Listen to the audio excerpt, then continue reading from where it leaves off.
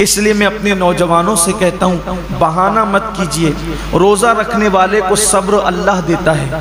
اور ایک بات آج آپ سے کہنا چاہتا ہوں، اگر کسی غربت کی، تنگ دستی کی یا محنت مزدوری کی وجہ سے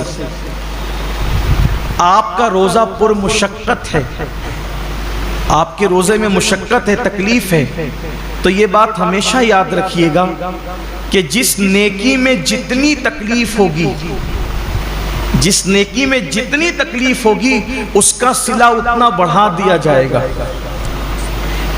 روزہ رکھ کر اے سی میں سونے والوں کا ثواب الگ ہے اور روزہ رکھ کر لوم چلانے والوں کا ثواب الگ ہے، دونوں کا ثواب یکساں نہیں ہے۔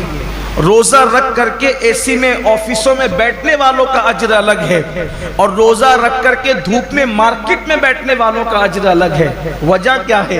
دیکھیے ڈاکٹر اقبال نے اس فلسفے کو بہت اچھے سے سمجھایا ہے۔ اقبال کہتے ہیں الفاظ و معانی میں تفاوت نہیں، لیکن الفاظ و معانی میں تفاوت نہیں، لیکن ملا کی اذان اور مجاہد کی اذان اور۔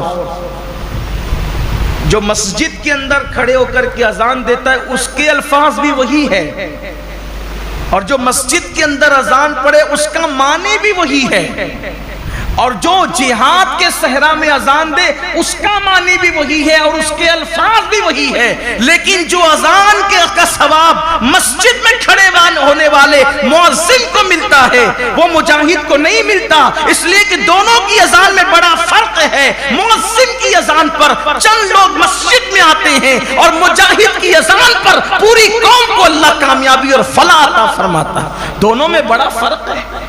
اس لیے کہ یہ اذان پنکھوں کے سائے میں ہے، یہ اذان چھت کے سائے میں ہے، یہ اذان راحتوں میں ہے، اور وہ اذان مشقتوں اور تلواروں کے سائے میں، دونوں میں فرق ہے۔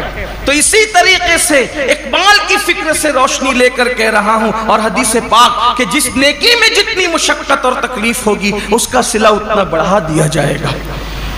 تو لوم چلانے والے مزدور کبھی غمگین نہ ہوں کہ کیسے کریں، ہمت سے کام لیجئے، جہنم مت خریدیے، جہنم کی کا عذاب مت خریدیے۔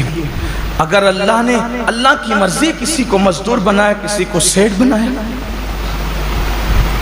لیکن آپ کو کام ہمت سے لینا ہے، اللہ اس کا صلہ بہت بڑھا دے گا، اللہ اس کا اجر بہت بڑھا دے گا۔